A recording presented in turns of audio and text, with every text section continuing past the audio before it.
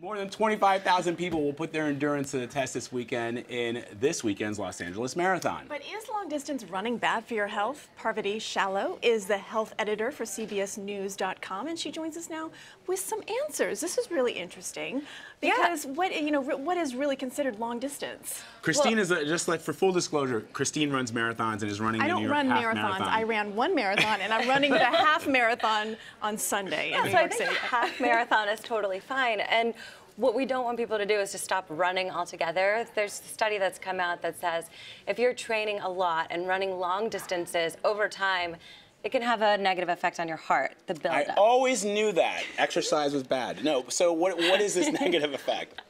It can, over time, in some cases, it can harden the heart and cause scar tissue. Like we hear of somebody passing away, and you go, they were so healthy. And they were so healthy. Right. They were a runner. Whereas my uncle, who smokes like 3 packs a day, is like 90, and he's like, I never took a step in my life. Oh my God, don't tell everyone that. Right? I mean, it's weird. What is up with that? Yeah, so what the World Health Organization says is you should get 150 minutes of moderate exercise 5 days a week.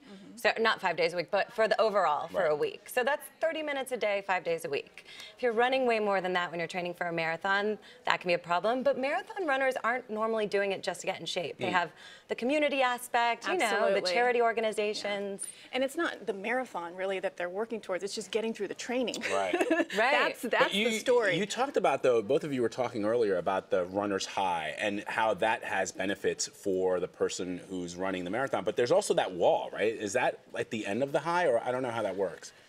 Well, it depends on how long the run is, really. Yeah. But I mean, yeah, you get all of these benefits from running that we're seeing here on the screen. If you'd like to talk more about that. Right. I mean, if you're starting a workout regimen, it's way better than the sedentary lifestyle that the majority of Americans have right now. So you have weight control, stress reduction, better blood pressure, better cholesterol, just the same benefits from moderate exercise. Once you take it too far and turn it into high intensity exercise and are doing that for more than 150 minutes a week, then you may run into some problems. I recently interviewed a man who just started running last year. He was suffering from severe bouts of depression, and after running and joining running teams and participating in 20 races last year, although they were shorter, like 4 miles, you know, 5Ks, that sort of thing, he's feeling so much better. Yeah, the endorphins kick in. You're part of a community. You have something to live for that's bigger than yourself.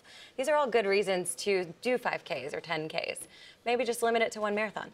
Do you think also, though, that people can, just like anything that feels good, people get addicted to it? Like, I know people who want to run, now they start running what do they call them? Ironmans.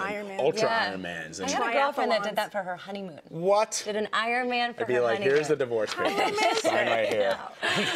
You're right. It's like these intense activities and the Spartan races and those like really long distance mud runs. People just love to challenge themselves. Well, there is something, I think, chemically that's going on, though, because even after I finished the marathon in November, I thought to myself, I'm not running anymore. And then the week after, I thought, I have to go for a run. Like, that's what my body was telling me. I need to go for a run. Yeah. See, I prefer to challenge myself with, like, Ulysses or something, you know, like, right? Like, I feel like reading something like that and trying to decipher James Joyce as opposed to, like, running 26 miles. That's just so you'll be cheering Christina yes, from I will be cheering her from the sidelines. sidelines, you know, with a beer in hand, waving to her. All right, so the takeaway here, moderation. Moderation. But it's good for you. Absolutely. All right. But yeah, like run. Get out there and run. Do something. It's all good. Absolutely. Parvati Shallow, thanks so much. Thank you. That was great.